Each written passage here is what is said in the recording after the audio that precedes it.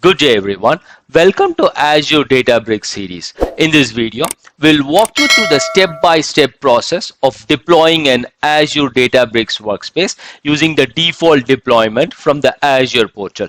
Whether you are new to Databricks or looking to streamline your setup, this guide will help you get your workspace up and running in no time. Stick around to see how easy it is to leverage the powerful capabilities of Azure Databricks for your data and analytics need. Let's get started. We will start with creating a resource group. In my case, the resource group name would be JBADB and the region selected would be South India. Yeah, let's click on next.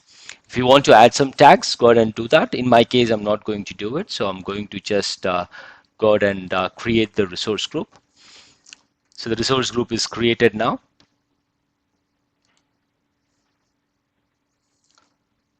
So now what I'm going to do, I'm just going to click on create here and then search for Databricks. So let's click on it. I'm going to click on this first one, which is called Azure Databricks. Once we have this, what I'm going to do, I'm going to click on create here. Okay, so now what I'm going to do, I'm going to name this workspace here. I will name it as JBADB default deployment. Yeah, this is the name that I'm going to give here. So pricing tier, you have three options: standard, premium, trial. I'm going to use premium here. Yep. And then I'm going to name this manage resource group name here. So I'm just going to give the same name, but I'm just going to add as managed RG. So naming convention, it all depends like what you're going to give. In my case, since it is a demo, I'm just giving the names as is here. Yep. So now going to click on networking. So here on the default deployment method, I'm just going to leave everything as default here. Encryption also, I'm just going to leave everything as default. Security and compliance is going to be default again. Tags, if you want to add something, you can go ahead and do it. And then now what I'm going to do, I'm going to click on review and create, and then I will create this workspace here, Databricks Workspace here. Okay, so the validation is completed. So I'm going to create the workspace now.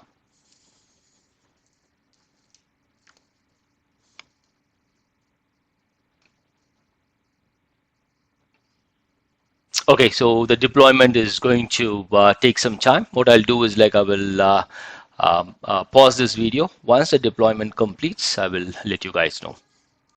Okay, so the deployment completed. It started around 3:30 p.m. So for me, it took close to 4 minutes to complete. Yeah. So let's click on Go to Resource. And then if you see here, we have the details here.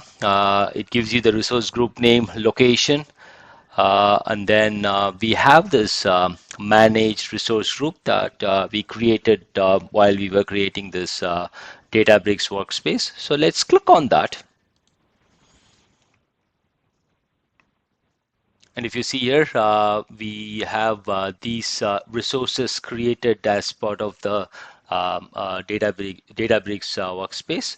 So we have not provided any of these information here, to be frank. Yeah. So if you see here, this the virtual network, the network security group, everything was created by default. Like we left all these options to the template, that is the default deployment, and we don't have any control over the network. Like we will not be able to create our own VNet or create our own network security group and then provide the required IP address and things like that. Everything is taken care automatically automatically. Yep. So you don't have much control over here. We usually utilize this default deployment for mostly for demo purpose and things like that. But as far as the production deployment after testing, when things goes to production, it's always good we utilize VNet injection deployment model, which is very secure and allows you to have greater control. Yeah. So now what we'll do is like let's go back to the resource group where we have our the Databricks Workspace, and then if you can see here, we have this service here, Azure Databricks Service. Let's click on that. And now if you see here, we have all these things that we discussed earlier. Now let's click on Launch Workspace.